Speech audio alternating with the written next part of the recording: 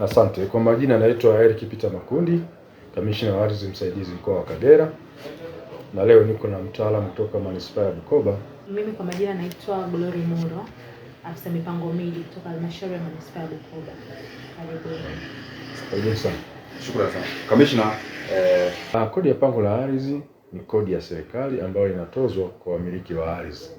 Na hii inatozwa kwa mujibu wa sheria zetu za ardhi, na sheria mahususi ni sheria ile namba 4 ya mwaka 99 fungu la 35, kwamba mmiliki yote wa ardhi anapaswa kulipia kodi ya ardhi ya mwaka, kila mwaka. Inatozwa kuanzia tarehe 1 mwezi wa 7 na mwaka unaisha tarehe 30 mwezi wa 6 kwa mwaka unaofuata. Wamiliki wote wa ardhi ambao wamepewa nyaraka za umiliki ardhi na serikali wanapaswa kulipa kodi, na katika hati zao ni sharti la kwanza kabisa inazungumza kuhusu masuala ya ulipaji wa kodi ya ardhi. Tunasisitiza kwamba usiwe na ardhi ambayo haina nyaraka. Kwa hiyo tungependa mtu yote mwenye ardhi hakikisha kwamba ardhi yake inapimwa na anapewa nyaraka za kisheria, ili sasa atambulike kwamba ni mmiliki halali kwa mujibu wa sheria zetu za ardhi. Kwa hiyo tunapenda watu wote ambao wanamiliki ardhi basi wawe wana nyaraka za kumilikishwa ardhi, kwa maana watakuwa kwenye maeneo salama na miliki zao zitakuwa ni miliki salama. Mtu ambaye hajapima eneo lake ni sawa na mtu ambaye ana gari lakini hana kadi ya gari. Kwa hiyo usalama wa miliki yake unakuwa ni si mzuri. Kwa sasa hivi tunaenda mwisho wa mwaka ambao tunamaliza tarehe 30 mwezi wa 6. Kwa hiyo sisi jukumu letu ni kuhakikisha kwamba tunakusanya kile ambacho tulijipangia kukusanya. Kwa mpaka sasa hivi tuna makadirio yetu ilikuwa ni kukusanya zaidi ya bilioni 1.1, lakini mpaka sasa hivi tumefanikiwa kukusanya bilioni 1.6. Kwa hiyo unaona bado tuna mzigo wa kukusanya katika kipindi kifupi kilichobaki cha kumaliza mwaka. Na ndio maana tumeanzisha kampeni ya kuwakumbusha wamiliki wa ardhi kwamba wana wajibu wa kulipa kodi ya ardhi, na tutachukua hatua za kuwafikia, kwa maana ya kuwakumbusha kwa kuwapelekea nkara, lakini pia wale ambao watakaidi basi tutachukua hatua za kisheria ambazo zinastahili kwa mujibu wa sheria zetu za ardhi. Changamoto ya kutokulipa kodi nafikiri ni mwitikio mdogo na hamasa ndogo pia kwa wananchi, lakini kwa wananchi kujisahau kutimiza wajibu wao, kwa sababu kodi ni kodi. Inapaswa kila mtu awe na ile hamasa ya kulipa kodi, na ni jambo la kizalendo kulipa kodi. Kwenye swala la kupima ardhi kwa mwananchi ambaye alimiliki ardhi kiasili haijapimwa, cha kwanza yeye anawasilisha maombi kwenye mamlaka husika kwa ajili ya kuomba kupimiwa. Akishawasilisha maombi yale, wataalamu watafika uwandani kwenye eneo lake kulihakiki hilo eneo analoombea kupimiwa, je, lina sifa stahiki za kupimwa, kwa sababu si kila eneo ambalo mwananchi anamiliki linastahili kupangwa na kupimwa. Kwa hiyo tutafika kujihakikishia kwanza kama eneo lake liko sehemu sahihi, haliko labda kwenye hifadhi za mto, hifadhi ya barabara, maeneo hatarishi kama matingatinga na kadhalika, maeneo ya milimani sana, huyo hapimiwi wala hapangiwi eneo lake, litabaki hivyo. Lakini kama ana sifa, basi tutaangalia matumizi yaliyopo, tutaangalia eneo lina sifa tayari, basi tutamwandalia mchoro wa mipango miji, kwa sababu hauwezi ukapima bila kuanza na mchoro wa mipango miji.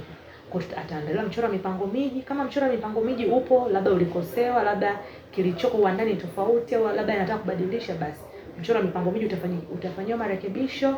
Baada ya hapo atapimiwa kiwanja chake.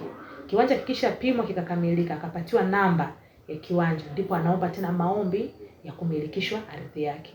Hapo ndipo sasa anapopatiwa hati miliki, nyaraka ile ya kiserikali ambayo ni ya kisheria, ambapo ukishapatiwa hiyo sasa immediately ukishapewa mara moja unatakiwa kulipa kodi ya ardhi.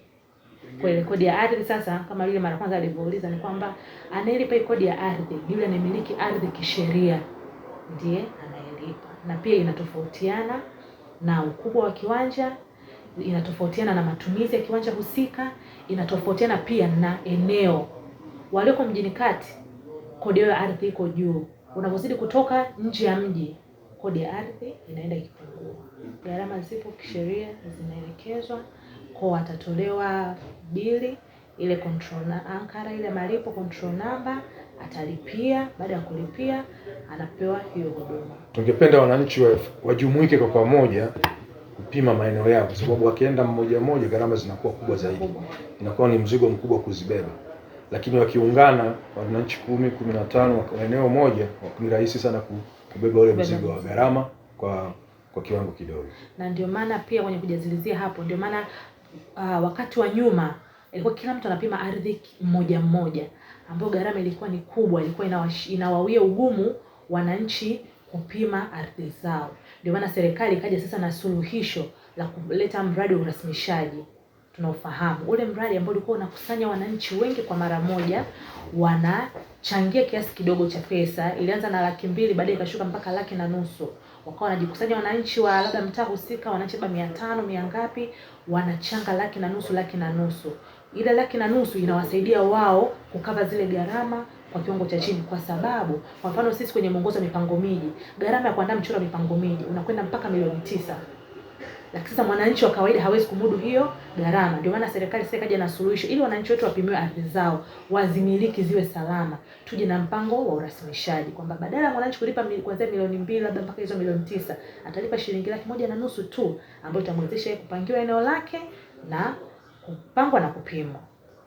Kwa hiyo ni nzuri pia kwa hata sasa hivi kama kuna mali unakaa mko wa 5, 10, 20, mnajikusanya kwa pamoja, mnafanywa hiyo huduma, inakuwa kwa kiwango cha chini. Na hiyo pia ilisaidia kwa sababu ile idadi pia viwanja vilivyopangwa na kupimwa iliongezeka kwa haraka sana kwa sababu ya hilo zoezi la urasimishaji. Ili kufanya urasimishaji eneo, cha kwanza lazima tujihakikishie anayehitaji kupewa huduma ya kurasimisha eneo lake ni mmiliki halisi wa eneo. Kwa lazima awe, kabla hujapewa nyaraka kisheria, lazima una umiliki wako wa asili. Labda ulinunua kwa jirani yako, labda ni mirathi ulipewa. Kwa lazima uwe na zile nyaraka sahihi zinazokuonyesha kwamba wewe ni mmiliki halali wa hilo eneo.